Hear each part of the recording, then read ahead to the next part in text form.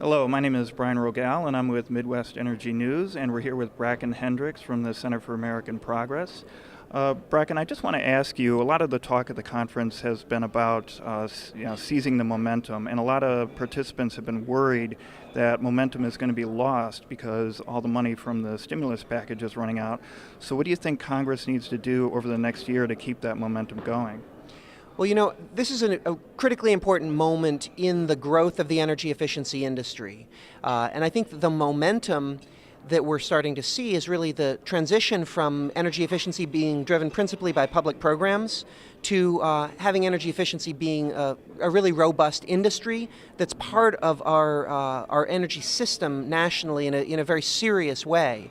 The cheapest, cleanest energy we can bring online is the energy we never have to use.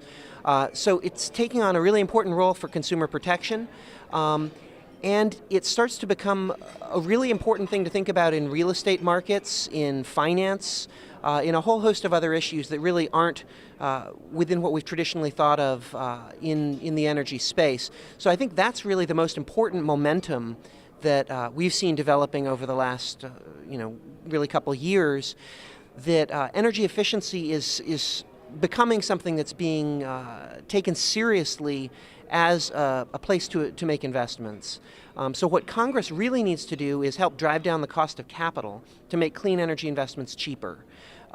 We're in a situation where we don't have comprehensive climate policy. We don't have a particular national legislative framework that would reduce pollution, which was really the objective in discussions around climate legislation.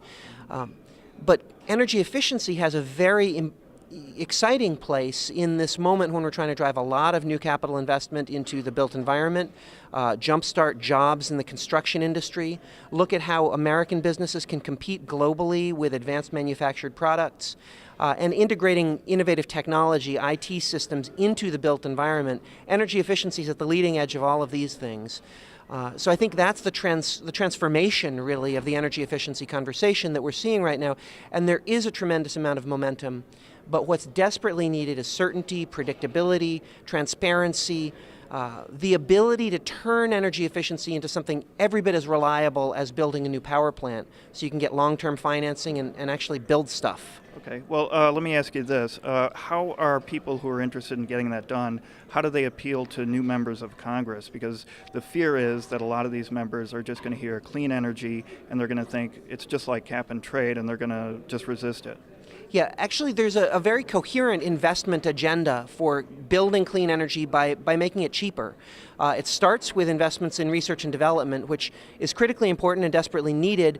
I think R&D funding is going to have a tough row to hoe in the next Congress. There are such budget pressures that direct spending is going to be tough, but I think it will survive.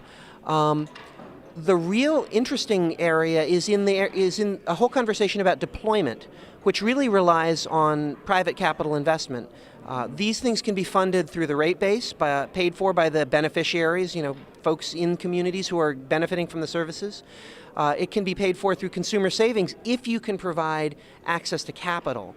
The real problem with energy efficiency is not that it costs money, it actually saves money, but it's how do we finance it?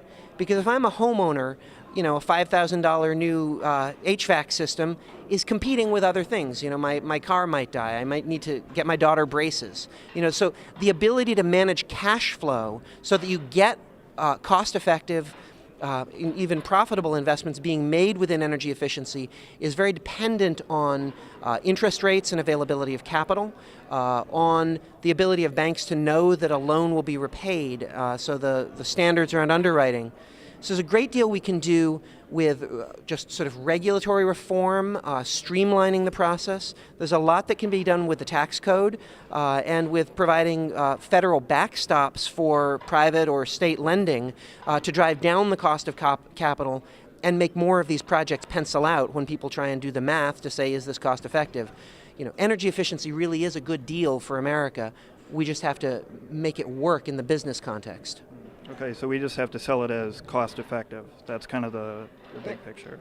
It's not just it's not a matter of sales. It's a matter of helping government policy making it easier for businesses to grow around new business models. There's a lot of change in our energy system that needs to take place, and it's going to take some risk on the part of utilities, and it's a tough time for investment right now. The federal government can help, but it's not the government paying for stuff or the government creating jobs. It's the government helping to create a stable, long-term environment for private investors to help grow a new and exciting industry.